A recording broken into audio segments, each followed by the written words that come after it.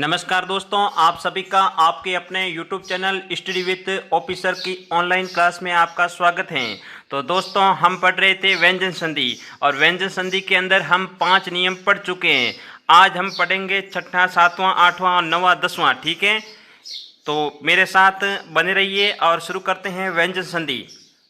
तो देखिए, सबसे पहला ये छठा नियम क्या कहता है, यानी स्वर के पीछे ये स छतरी वाला आए तो इनके बीच में किसका आगम हो जाएगा? स का आगम हो जाएगा, यानी इस स के आगे स हलंत का आगम हो जाएगा। इस बात का आप विशेष रूप से ध्यान देना। यानी किसी पद के पीछे स्वर और इधर स आए तो स का आगम हो जाएगा। कहाँ पर? इस स के आगे। ठीक है, तो पहले मैं आपको ये सभी नियम समझा देता हूँ, बाद में सभी नियमों के एक एक करके उदाहरणों के माध्यम से मैं आपको समझाऊंगा। तो इसलिए मेरे साथ आप बने रहिए, वीडियो को अंत तक ज़रूर देखें, क्योंकि आधा अधूरा ज्ञान हमेशा घातक होता है। इस बात का आप विशेष रूप से ध्यान रखें। तो दोस्तों, आगे देखते हैं सातवां नियम। देखिए, ई या उ के साथ में स वर्ण का अगर योग होता है तो इस स के स्थान पर यह स आ जाता है। ये स कौन सा है? दत्तीय वर्ण है और ये मूर्धन्य वर्ण है। ठीक है, तो दत्तीय की जगह मूर्धन्य हो जाता है। इस बात का आप विशेष ध्यान रखना। ठीक है, तो आगे आठवां नियम ध्यान दीजिए। ई री र स, यानी इस प्लस से पहले पद के अंदर ये कहीं दिख जाए ई री र स और पीछे न आ जाए तो न किस में परिवर्तित हो जाता है? ण के अंदर परिवर्तित हो जाता है। आगे हम उदाहरणों के माध्यम से समझेंगे। पहले मैं आपको ये एक बार थोड़े नियम दिखा देता हूं। द के साथ में क, ख, प, फ, स, श, स, ह और त, इनमें से कोई सा भी वर्ण आए तो द के स्थान पर क्या हो जाता है? त। ठीक है, द के स्थान पर त हो जाएगा। व्यंजन संधि का अंतिम नियम है 10वां। जैसे ये शब्द आएंगे युवन, राजन, मंत्रीण, पक्षीण, स्वामीन, विद्यार्थीन, और इनके पीछे अगर व्यंजन आ जाए तो क्या होगा? ये जो न आ रहा है इसका लोप हो जाएगा। ठीक है, सबके पीछे न आ रहा है और न का लोप हो जाएगा। तो यहाँ मैंने लिख दिया है न का लोप हो जाएगा। हम उदाहरणों के माध्यम से समझेंगे। तो आइए दोस्तों, सबसे पहला मैंने यहाँ पर उदाहरण लिखा है आ प्लस साधन। क्या लिखा है? आ प्लस साधन। आ प्लस साधन। अब इसका क्या होगा? देखो, ये स्वर, ये स और ये स, कोई समस्या नहीं। तो अब क्या होगा? यहां मैंने लिखा है स का आगम हो जाएगा। अब स का आपको आगम करना है और कुछ नहीं करना है। जैसे मैं लिख लेता हूं आ, ये स का आगम और जो पीछे आया हुआ है वो शब्द पीछे लिख देते हैं। ठीक, अब दूसरा उदाहरण देखते हैं। अनु प्लस सेद। क्या लिखा है? अनु प्लस सेद। अब क्या करना है? ये क्या है? स्वर है। कैसे? ऊ की मात्रा है, न पहले है और बाद में ऊ है।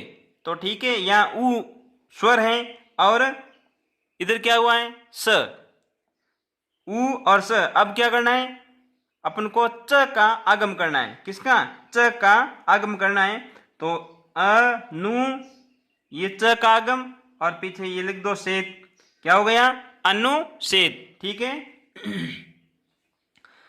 तीसरा उदाहरण समझते हैं। सौ प्लस संध। सौ प्लस संध, या क्या है?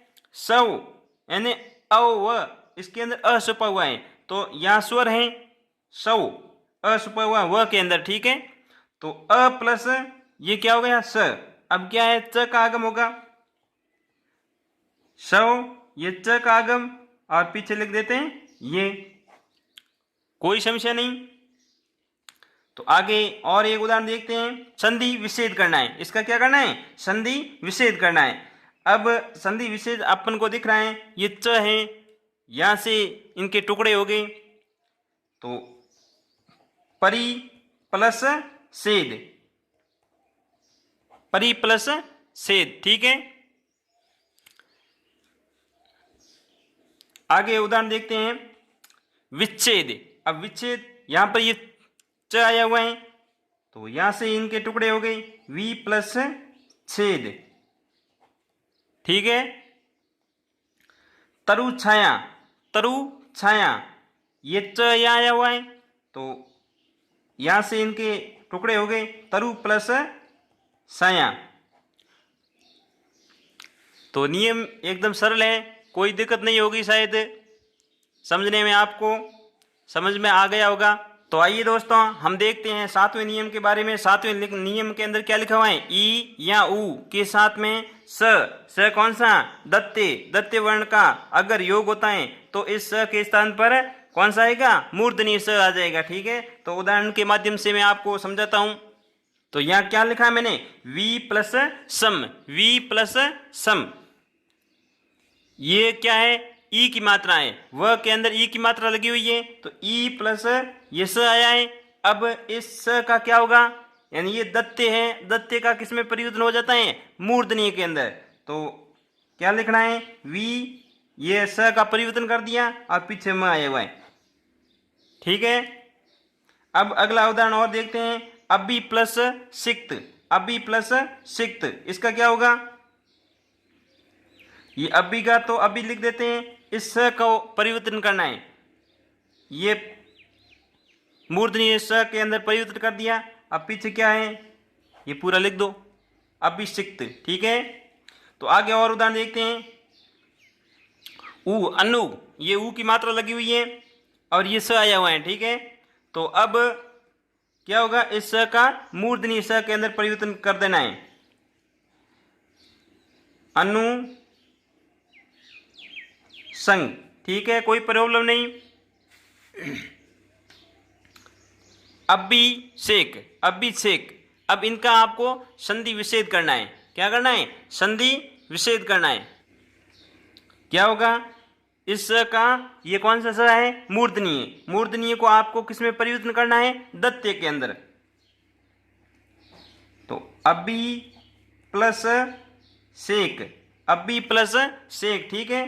तो आगे और उदाहरण देखते हैं, सुषुप्त, क्या लिखा हुआ है, सुषुप्त। तो देखिए यहां पर ऊ है और यहां क्या है, ये स, कौन सा, मूर्धन्य, तो ये सु, और अब इसको परिवर्तन करना है, सुषुप्त। अब ये बचा है पीछे, ये लिख देते हैं यहाँ, सुषुप्त, ठीक है। अब आगे और ध्यान दीजिए, अनुष्ठान, अनुष्ठान, तो ये स यहां पर आया हुआ है, तो यहां से इनके टुकड़े हो गए, अनु प्लस, अब ये स आधा लिख दिया। अब इस स के पीछे ठ ये कभी नहीं आता, इस बात का आप विशेष रूप से ध्यान दें। इस स यानी ये स कौन सा है, दत्ते, दत्ते के पीछे ये ठ कभी नहीं आता है, तो इस ठ के स्थान पर अपन को क्या लिखना पड़ेगा, थ स्थान, ठीक है। इस बात का विशेष ध्यान देना, यानी ट वर्ग, ट वर्ग त वर्ग के अंदर परिवर्तित हो जाता है। तो ये ट वर्ग का दूसरा है ट ठ, तो यहाँ त का दूसरा है त थ, ठीक है। तो ये थोड़ा विशेष रूप से आप इस उदाहरण को ध्यान रखना। आगे और लिखा हुआ है, अधिष्ठाता, अधिष्ठाता, तो ये स आया हुआ है, तो यहाँ से अब इनके संधि विच्छेद करने हैं, अति, अब ये स आधा, अब ये वापिस ठ आ गया है, तो ठ के स्थान पर क्या करना है, थ, ठीक है। और आ की मात्रा है, ये लगा दिया आ की मात्रा, और ता, स्थाता, इस बात का आप विशेष ध्यान रखना। इस संधि नियम के कुछ अपवाद भी हैं, तो ये सातवें नियम के कुछ अपवाद हैं, यहाँ पर मैंने लिखे हैं। जैसे वी प्लस सर्ग, या ई है या स है, परंतु यह स परिवर्तन नहीं होगा, मूर्धनीय स के अंदर परिवर्तित नहीं होगा, ये सेम ही रहेगा। वी प्लस सर्ग है तो वी सर्ग, ठीक है, कोई परिवर्तन नहीं, क्योंकि ये संधि के अपवाद हैं। अपवादों का तो आप विशेष ध्यान रखना, याद रखनी है ये अपवाद। अनु प्लस सार, अनु प्लस सार, या उ है या स है, परिवर्तन तो होना चाहिए परंतु ये अपवाद के अंदर आते हैं, इसलिए या स है, परिवर्तन तो होना चाहिए परंतु ये अपवाद के अंदर आते हैं, इसलिए परिवर्तित, कोई परिवर्तन नहीं, क्योंकि ये संधि के अपवाद हैं। अपवादों का तो आप विशेष ध्यान रखना, याद रखनी है ये अपवाद। अनु प्लस सार, अनु प्लस सार, या उ है या स है, परिवर्तित नहीं होंगे, ठीक है, अनु प्लस सार तो अनुसार होगा, ठीक है। वी सर्ग, वी प्लस सर्ग, या ई है या स है, कोई परिवर्तन नहीं, सेम का सेम लिखना है। वी प्लस स्मरण, ई है या स है, कोई परिवर्तन नहीं, क्योंकि ये अपवाद हैं। 4 अपवादों का विशेष रूप से ध्यान रखना। तो आइए अब बढ़ते हम 8वां नियम। 8वां नियम क्या कहता है? ई री र स, ये को आगे वाले पद के अंदर कहीं पर भी दिखे और पीछे न आए तो न ण के अंदर परिवर्तन हो जाता है। जैसे मैं आपको उदाहरणों के माध्यम से समझाता हूं। जैसे ये राम, राम, तो ये क्या है? र आया हुआ है, भले ही इस पद में कहीं पर भी हो। इस नियम का विशेष ध्यान देना, इस पद पर कहीं ऐसा नहीं कि लास्ट में कहीं पर भी हो। जैसे ये र आया है और इनके पीछे अयन यानी ये न आया है, ठीक है। तो अब इसका क्या हो जाएगा?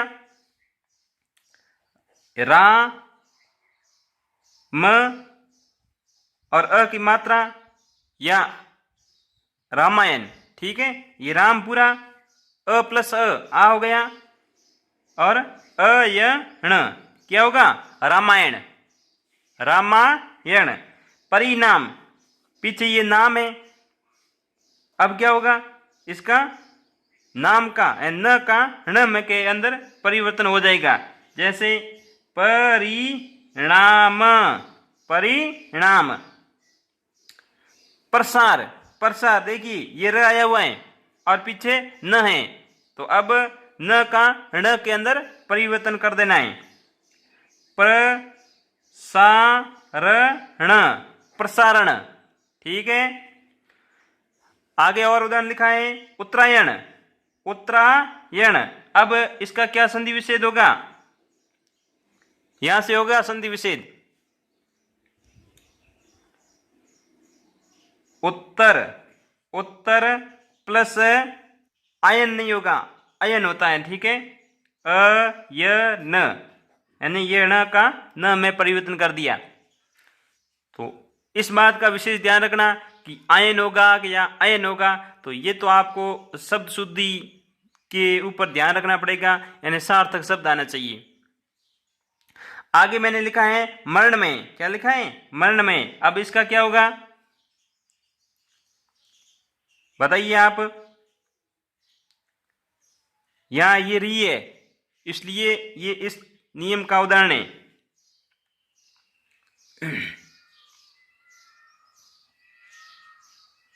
मृद प्लस मैं, तो ये क्या हो जाएगा? मरण में का मृद प्लस मैं, मृद प्लस मैं या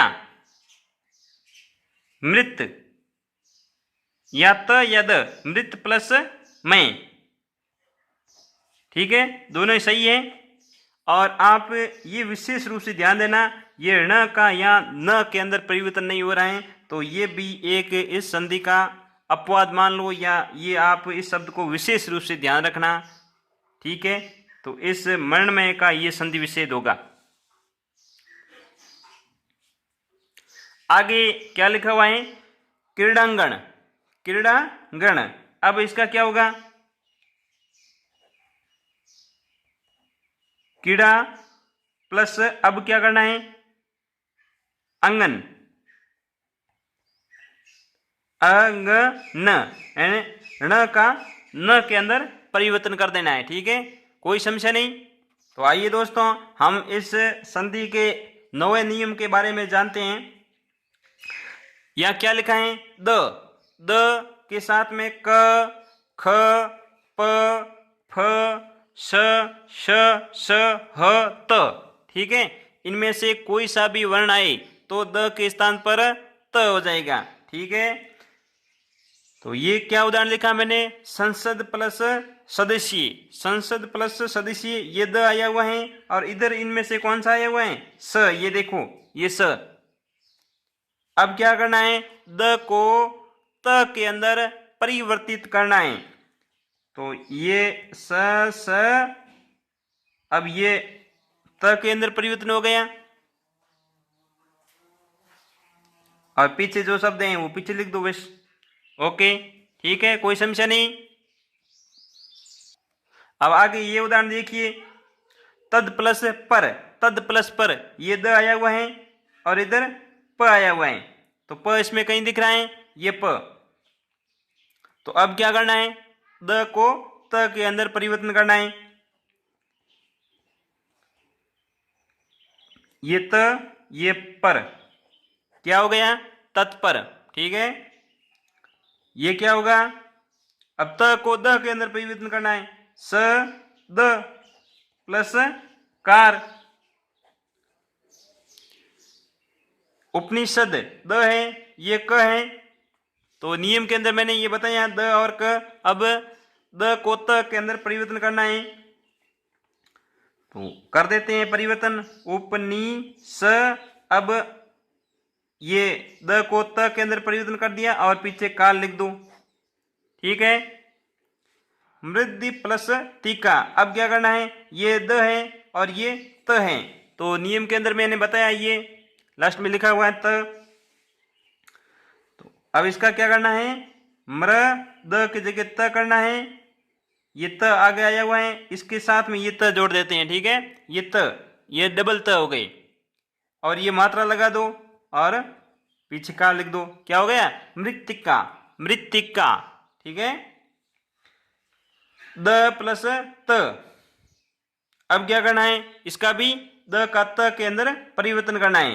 उ, ये त आया हुआ है, इसके अंदर ये त जोड़ दो, ये त जुड़ गया और ऊपर ये मात्रा लगा के ये लिख दो, तेजक, सेम का सेम, उत्तेजक।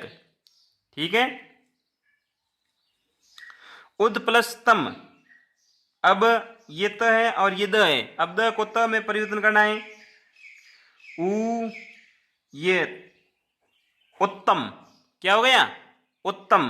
ठीक है, तो दोस्तों व्यंजन संधि के अंतिम नियम एंड 10वें नियम को हम समझते हैं।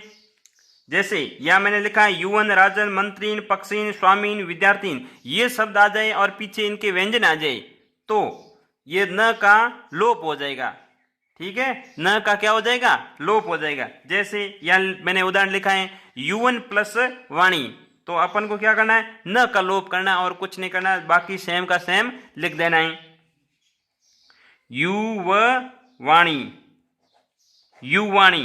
ठीक है, अब अगला उदाहरण, मंत्रीण, अब न का लोप करना है और कुछ नहीं करना है, मंत्री, मंत्री, पीछे क्या आया हुआ है, मंडल, मंत्री मंडल। ठीक है, अब पक्षीन, या न का अपन को लोप करना है, पक्षीन प्लस राज,